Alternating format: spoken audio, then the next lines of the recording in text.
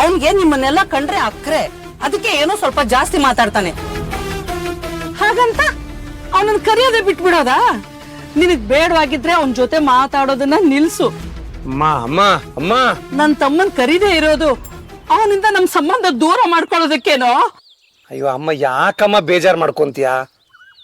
ಮದುವೆ ಕರಿತೀನಿ ಹೇಳದ್ನಲ್ಲ, ಕರೆಯೋಣ. ಅಮ್ಮ ಕರಿತೀನಿ ಅಂತ ಹೇಳ್ತಾ ಇದ್ದೀನಲ್ಲ, ಮತ್ತಿನ್ನೇನಮ್ಮ? ಅವನಿಗೆ ಕರೀದೇ ಇರೋದಕ್ಕೂ ಒಂದ್ ಕಾರಣ ಇದೆ, ಅದ್ ನಿನಗೂ ಚೆನ್ನಾಗಿ ಗೊತ್ತಿದೆ ಅಲ್ವಾ? ನೆಂಟ್ರ ತರ ಬಂದ ತಿಂದ ಹೋದ ಅಂದ್ರೆ ಪರವಾಗಿಲ್ಲ, ಅದ್ ಬಿಟ್ಬಿಟ್ಟು ಊರ್ನವ್ರ ಹತ್ರ ಎಲ್ಲ ಬಾಯಿ ಬಂದಂಗ್ ಮಾತಾಡ್ತಾ ಇದ್ರೆ. ನೋಡ್ರು, ನನಗೂ ಅವನ್ ಮಾತಾಡೋದು ಒಂದೊಂದ್ಸಲ ಇಷ್ಟ ಆಗಲ್ಲ. ಹಂಗಂತ ಅವನ್ ಜೊತೆ ಸಂಬಂಧನೇ ಕಡ್ಕೊಳಕ್ಕಾಗತ್ತಾ? ಸೋದರ ಮಾವ ಬರ್ದೇ ಇರೋ ಯಾವ ಸಮಾರಂಭನೂ ಶ್ರೇಷ್ಠ ಆಗಲ್ಲ ಕಣ್ರೋ. ಓ ಅಮ್ಮ, ಸಾಕ್ ಸುಮ್ನಿರಮ್ಮ. ಅವ್ನ್ ಯಾವ ಸಂಪ್ರದಾಯ ಕರೆಕ್ಟ್ ಆಗಿ ಮಾಡಿದಾನೆ ಅಂತ ಅನ್ಬಿಟ್ಟು ಅವ್ನು ವಹಿಸ್ಕೊಂಡ್ ಮಾತಾಡ್ತಿದ್ಯಾ ನೀನೀಗ? ಚಂದ್ರ, ಹಂಗಲ್ಲ ಅಣ್ಣ, ಯಾವಾಗ ನೋಡಿದ್ರು ದೇವ್ರು ದೇವ್ರು ಅಂತ ಇರ್ತಾನೆ.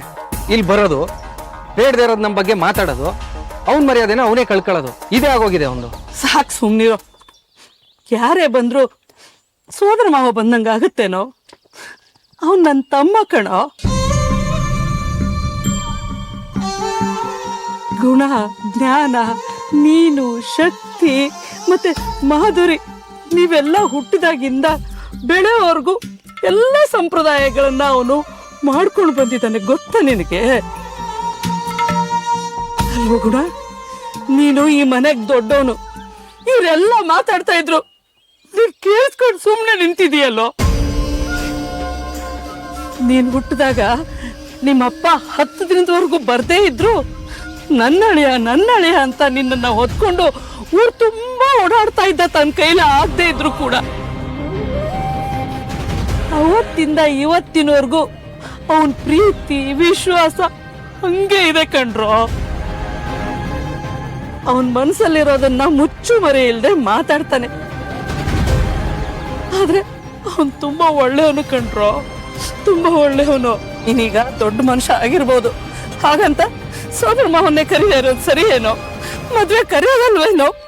ಅವನನ್ನ ಮರ್ತೇ ಬಿಟ್ಟಿದೀಯ.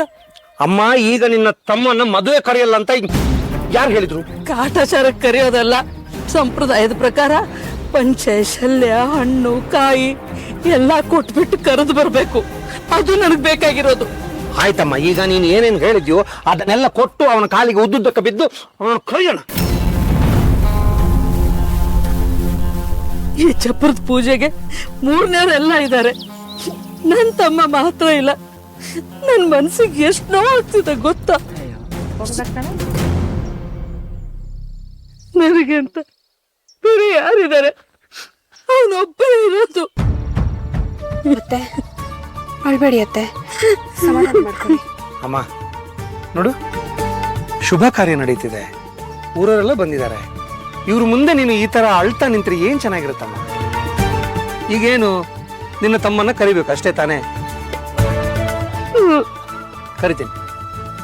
ಕರಿತೀನಿ ಹೇಳಿದ್ನಲ್ಲ ನಗಮ್ಮ. ಅಮ್ಮ, ಇವತ್ತು ಕರೀಲಿಲ್ಲ ಅಂದ್ರೆ ಏನು, ಮದುವೆ ದಿನ ಕರೆಸ್ತೀನಲ್ಲ. ನೋಡ್ತಾ ಇರು ಈ ಮದುವೆ ನಾನು ಹೇಗ್ ಮಾಡ್ತೀನಿ ಅಂತ. ಹಾ, ಬಾರಪ್ಪ ಮದುವೆ ಗಂಡು, ಬಾ ಬಾ, ಆಶೀರ್ವಾದ ತಗೋ. ಚೆನ್ನಾಗಿ ಒಳಪ ನೋಡ್ಕಾದ.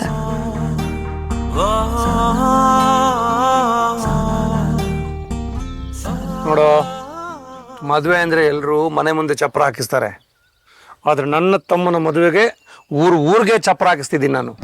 ಹೌದಣ್ಣ, ತುಂಬಾ ಚೆನ್ನಾಗಿದೆ. ಅಲ್ಲ ಗುಣ, ನಿನ್ ಬೀಗ್ರು ನಿನ್ನಷ್ಟೇ ದರ್ಬಾರ್ ಮಾಡ್ತಾರ? ನೋಡಿದ್ವಲ್ಲ ನಿಶ್ಚಿತಾರ್ಥದ ಸಂಭ್ರಮನ. ನಮ್ಮ ಲೆವೆಲ್ಗೆ ಮಾಡೋ ಯೋಗ್ಯತೆ ಅವ್ರಿಗೆ ಎಲ್ಲಿದೆ?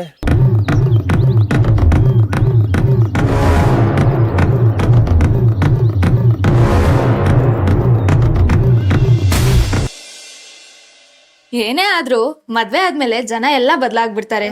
ಮನೆ, ಸಂಸಾರ, ಜವಾಬ್ದಾರಿ ಅನ್ಕೊಂಡು ಟೈಮೇ ಸಿಗಲ್ಲ. ಅಲ್ಲ ಜನನಿ, ಒಂದೊಳ್ಳೆ ಕರಿಯರ್ ಫ್ಯೂಚರ್ನ ಬಿಟ್ಟು ಮ್ಯಾರೇಜ್ ಆಗೋ ಕೊಟ್ಟಿದ್ಯಲ್ಲ, ಏನ್ ಹೇಳ್ಬೇಕು ನಿಂಗೆ? ಹಲೋ ಪ್ರಿಯಾ, ನಮ್ ಜನ ನೀನ್ ಅನ್ಕೊಂಡ್ಬಿಟ್ಟಿದ್ಯಾ? ಅವಳು ಹೋಗ್ತಿರೋದು ನಾಯಕ್ ಫ್ಯಾಮಿಲಿಗೆ. ಮತ್ತೆ ಇಲ್ಲಿಗಿಂತ ಅವಳಿಗೆ ಅಲ್ಲೇ ಸಕ್ಕದಾಗಿದೆ.